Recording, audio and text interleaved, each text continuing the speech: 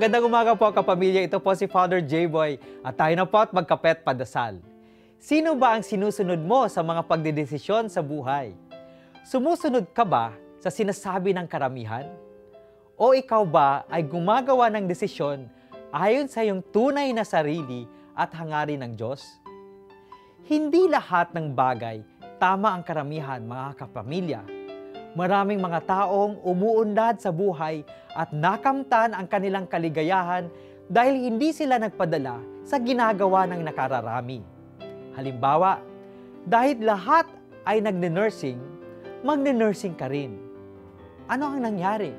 Nag-oversupply ang mga nurses at maraming mga nagtapos ng nursing ang naghahanap pa ng trabaho. Minsan, kailangan nating hindi sundin ang sinasabi ng buong pamilya kung alam natin ang tawag ng Diyos ay iba. Maraming tumungon sa Diyos at sumuway sa kanilang mga magulang na masaya na ngayon. Ang sundin ang loob ng Diyos ay mas mataas kaysa kalooban ng karamihan kasama ang pamilya.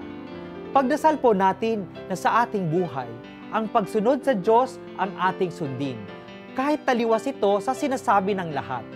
Dito lang natin makakamtan ang ating kaligayahan. Magandang umaga po.